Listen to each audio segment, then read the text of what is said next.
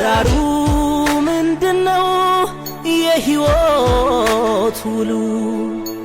አቶ ወንድሙ ወልደ ሚካኤል ከልማት ስራዎች ተሳትፎ ባሻገር የበርካቶች እንባ አባሽ በመሆን ማህበራዊ ኃላፊነታቸውን በመወጣት አቅመ ደካሞችን በማገዝ የሚጠበቅባቸውን እየተወጡ የሚገኙ ባለሀብት ናቸው። አቶ ወንድሙ ወልደ ሚካኤል ማለት ነው። እኔ ብቻ ምን እንደምገልጽ አላውቅም፣ ቃላት ያጥረኛል። አጠቃላይ ለኛ አባትም ነው፣ ጓደኛ ብትል ወንድም ብትል በየትኛውም በኩል ብታስገባው ትልቁን ሚና የሚጫወትልን እሱ ነው። ለኛ እንደ ቀጣሪ ሳይሆን እንደ አባት ነው ለኛ በአጠቃላይ እና በእሱ በምንከፍለው በደሞዝ ብቻ ሳይሆን የሚያደርጉ አስተዋጽኦ አለ ሁላችንም ማለት ነው።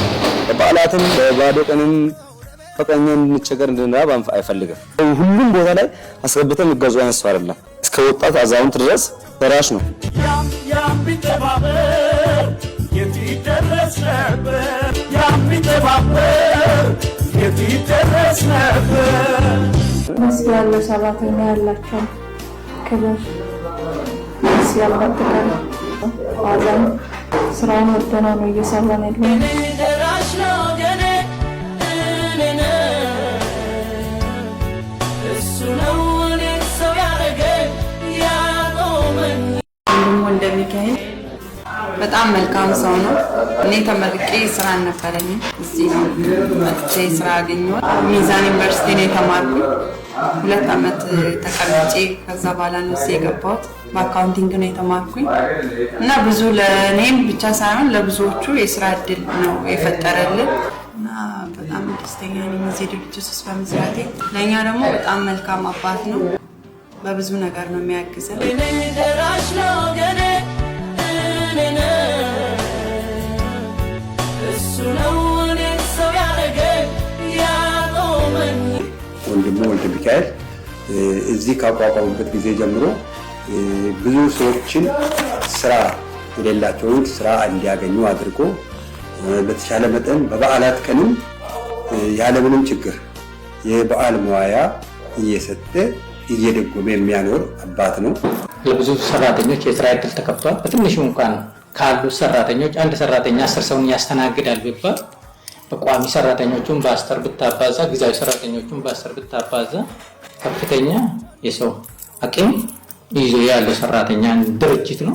የፊልም የሙዚቃ ኢንዱስትሪ ለስራ እድል ፈጠራ ያለው ትልቅ ሚና በመሆኑ የውጭ ምንዛሬ በማስገባት ከነዳጅ ቀጥሎ ትልቅ የገቢ ምንጭ እየሆነ መጥቷል። ለዚህም ነው ሚስጥሩ የገባቸው እንቁ ባለሀብት አቶ ወንድሙ ወልደ ሚካኤል መንግስት የኪነ ጥበብ ዘርፉን ኢኮኖሚያዊ፣ ማህበራዊና ፖለቲካዊ ሚና ለማሳደግ እየሰራ መሆኑን በመረዳት የኪነ ጥበብ ባለሙያዎችን ለመደገፍ የተነሳሱት። አርቲስት ወንድሙ ከበደ ዳውሮ ባላ እና አርቲስት ምትኩ በቀለ ቾሲ አርቲስት ሻምበል አስራት ባለሀብት ወንድሙ ወልደ ሚካኤል ላደረጉት የገንዘብና የማበረታቻ ድጋፍ ልዩ ምስጋናም አቅርቧል። በጣም አሪፍ ነገር የሚያደርጉልኝ ሰዎችን ላመሰግን እፈልጋለሁ። በጣም ትልቁ ከጀርባ ያለው ወንድዬ እንዴት አመሰግናለሁ። በጣም ለኔ ቤቴ ያደሰልኝ ሁሉም ደራሽ እግዚአብሔር እድሜና ጤና ይስጥህ። እኔ የረሳሁት ነው ህመሜ ነው። እውነት ህመሜ ነው። ቤቴ ታሽጎ 2 አመት ከምናምን ስራ ቆሞ ነበርና መጨረሻ ችግር ውስጥ መግባቴን ሰዎች ይነግሩታል እና ጅማ እንተዋወቃለን ወልደ ሚካኤል እና ሰምቶ ከዛ ስልክ ደውሎ ምንድነው የደረሰብህ ያለኝ ያለው ነገር ነገርኩት። ከዛ አካውንት ላክልኝ አለ። ላኩለት።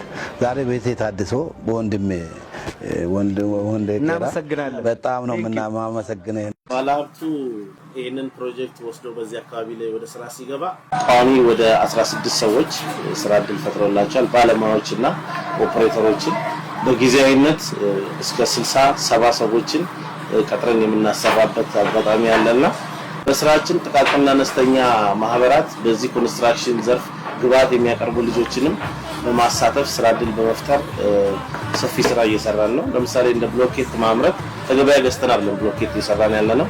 እዚሁ በራሳችን ግቢ ውስጥ የጥቃቅንና አነስተኛ የተደራጁ ልጆች ብሎኬት አምርተው እንደ ግብአቱን ለኛ እንዲሸጡ በማድረግ ትልቅ ስራ እድል ነው የፈጠርነው። ባለቤቱ ለሰራተኛው ከሚያደርጉ አስተዋጽኦ ጋር ተነስቶ ሁሉም ሰራተኛ በመርካቶ ስራውን እስካሁን እየቀጠለበትና ጥበቃ ሰራተኞችም ምንም ነገር ሳይጓደልላቸው አለውላቸው እያለ ሰዓት ላይ አይዟቸው እያለ እስካሁን የደረስንበት ሁኔታ ነው ያለውና የስራ እድል ከመፍጠር አንፃር በአማካይ 500 ሰራተኞች አሉን።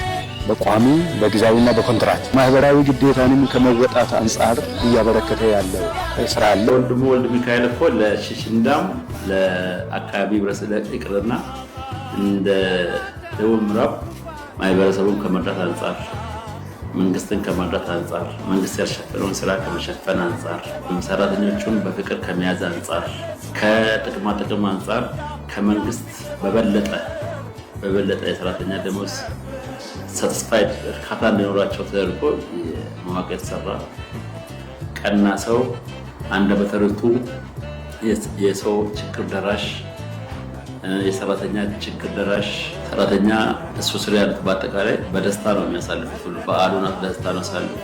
ታመምን ብለው አይጨነቁም። ሕክምና እስከ የሚፈልገው ያሳክማቸዋል። በቃ ችግር ላለማየት የተፈጠረ ሰው